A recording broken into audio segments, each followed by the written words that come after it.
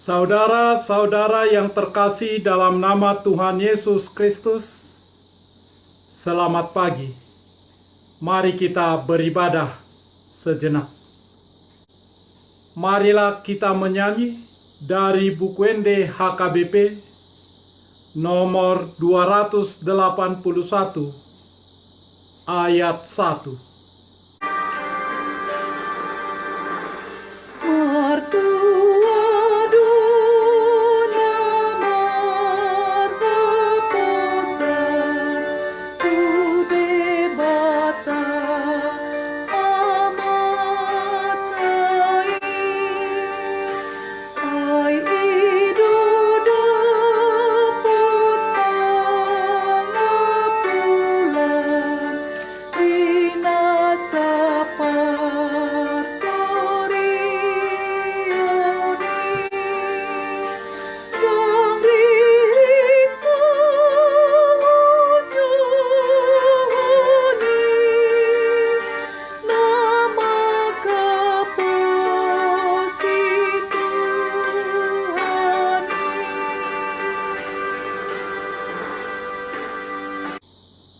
Kasih karunia dan damai sejahtera dari Allah Bapa dan dari Kristus Yesus Tuhan menyertai saudara-saudara.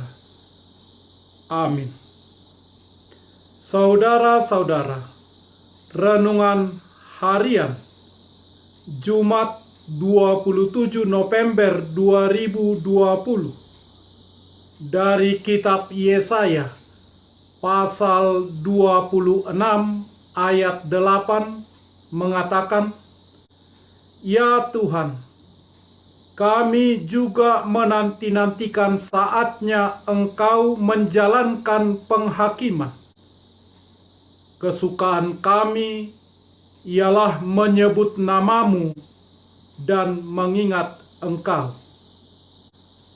Dalam bahasa Batak Toba mengatakan, "Nang di dalan niaka uhummu, sai marhaposat tuhodo hami ale Jahuba, marlas nirohado hami mida goarmi, dohot mida puji-pujiat Tuho." Demikian firman Tuhan. Saudara-saudara, pada tanggal 21 Mei 2016, tepatnya pukul 16.48 waktu Indonesia bagian Barat, Deleng Sinabung, dalam bahasa Karo, Gunung Sinabung kembali meletus dengan mengeluarkan awan panas. Awan panas ini menyelimuti Desa Gamber, Kecamatan Simpang 4, Kabupaten Karo. Akibatnya 7 orang meninggal dunia dan 2 lainnya mengalami luka bakar. Para korban diketahui tengah berada di zona merah di kawasan Desa Gamber yang beradius 4 km dari Gunung Sinabung. Penerbangan pun dari Medan dan menuju Medan terganggu.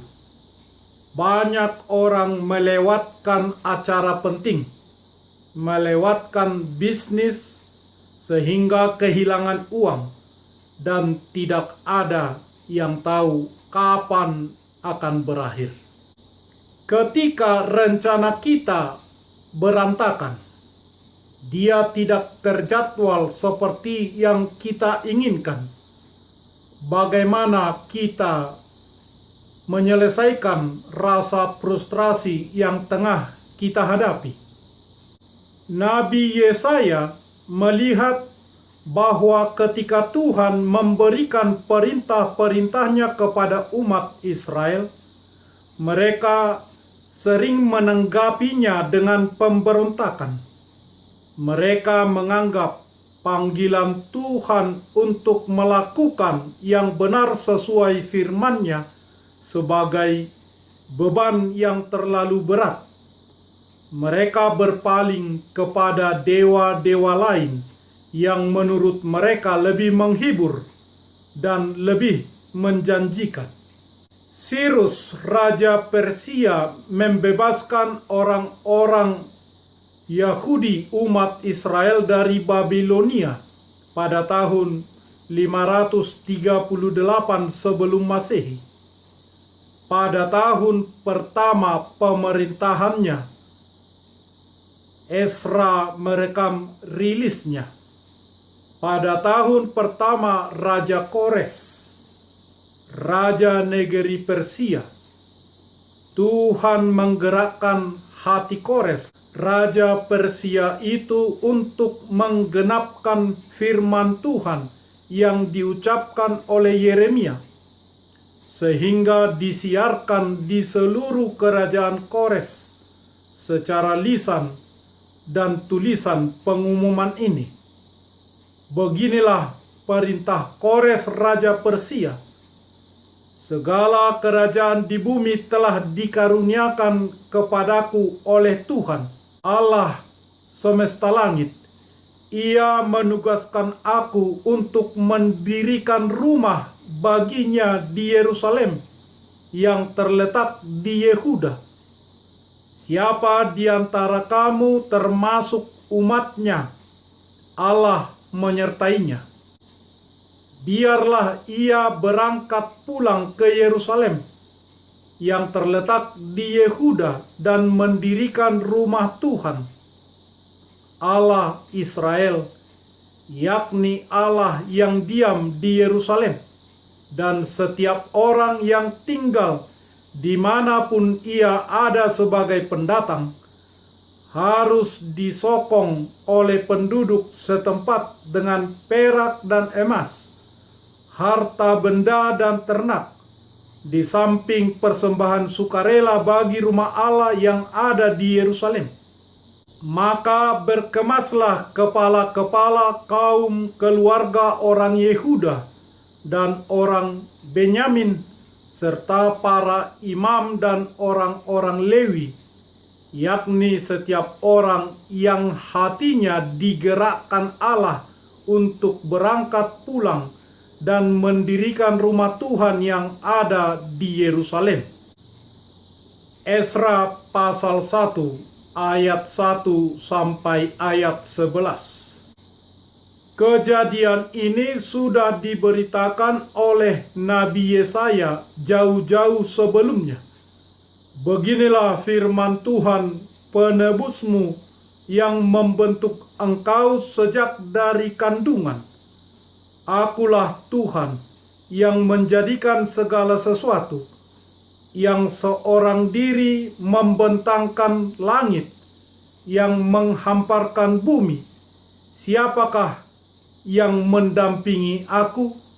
Akulah yang meniadakan tanda-tanda peramal pembohong dan mempermain-mainkan tukang-tukang tenung, yang membuat orang-orang bijaksana mundur ke belakang dan membalikkan pengetahuan mereka menjadi kebodohan.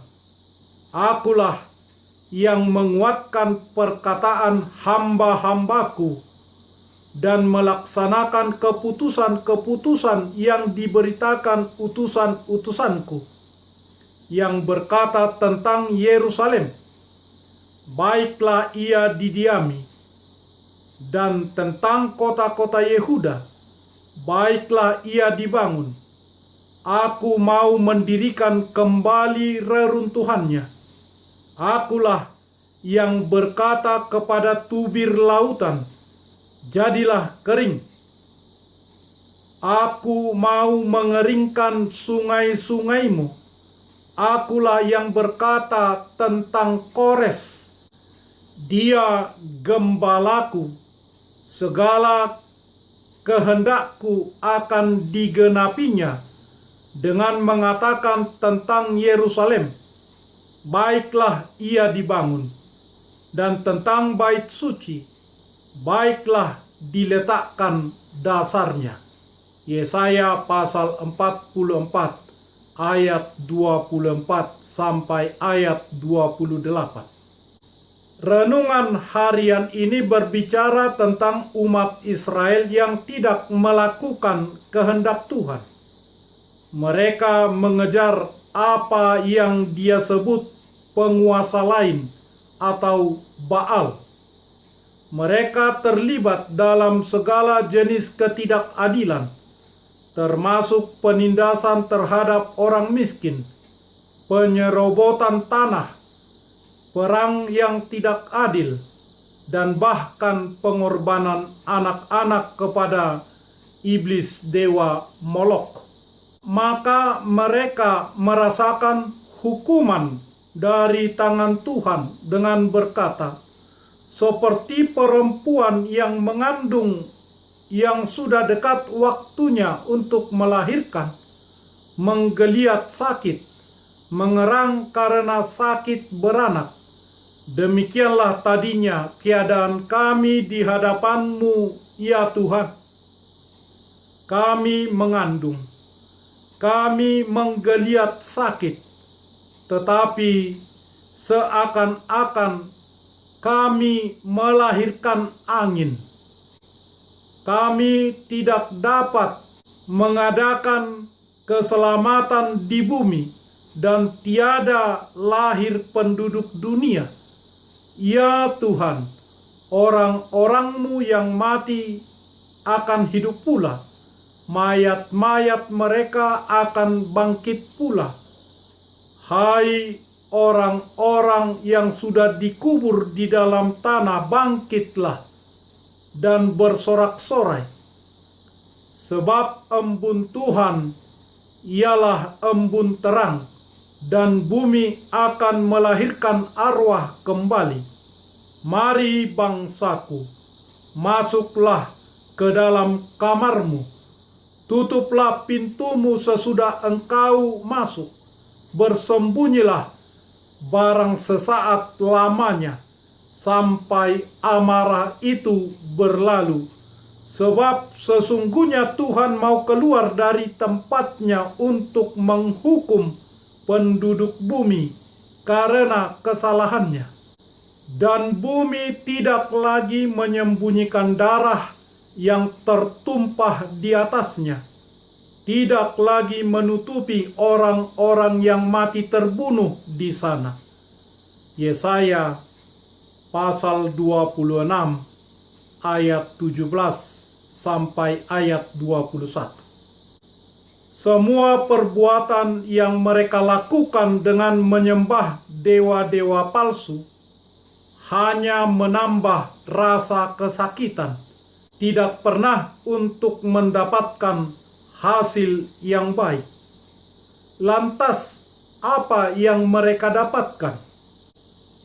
Humor Alkitabiah versi Kitab Yesaya mengatakan bahwa mereka melahirkan angin, alias perut kembung masuk angin. Hanya ada satu sumber kedamaian sejati yang konsisten merupakan perhatian Alkitab, yaitu Tuhan Allah. Nabi Yesaya mendorong umat Tuhan yang menderita dengan menggambarkan berkat yang menunggu mereka di masa depan. Itulah rahasia kedamaian sejati yang terungkap dalam Yesaya pasal 26 ini. Penekanannya adalah pada kebenaran dan kedamaian. Kedamaian lahir dan batin di dalam Yesus Kristus Tuhan.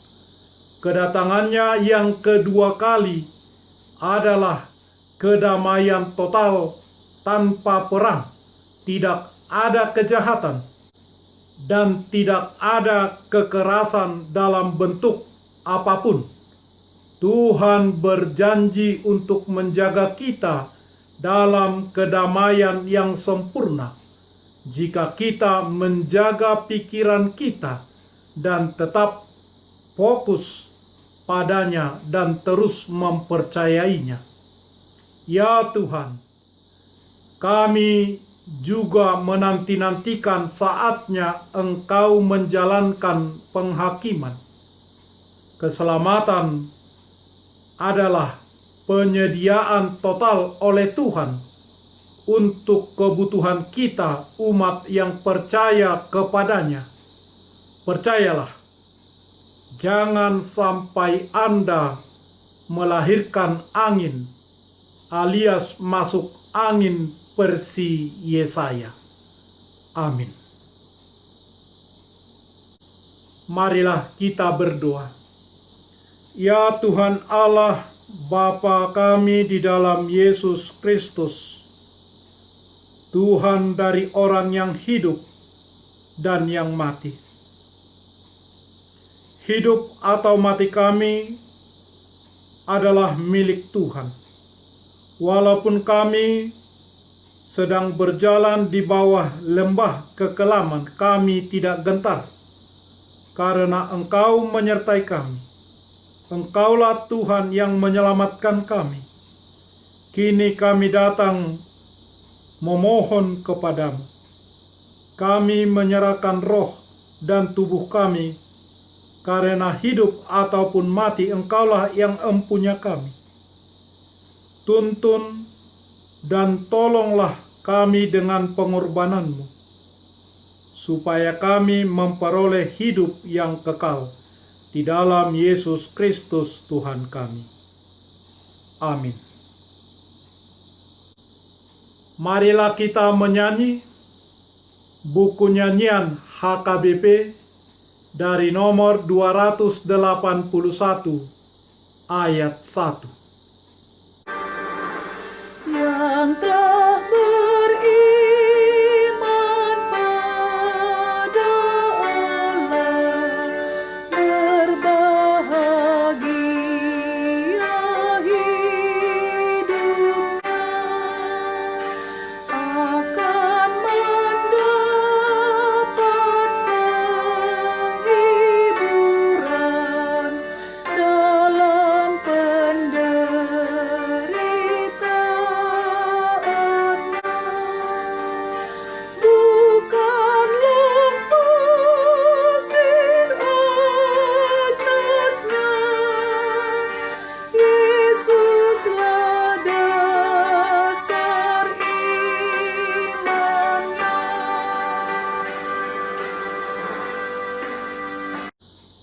Marilah kita bersama-sama mengucapkan doa Bapa kami. Bapa kami yang di surga, dikuduskanlah namamu.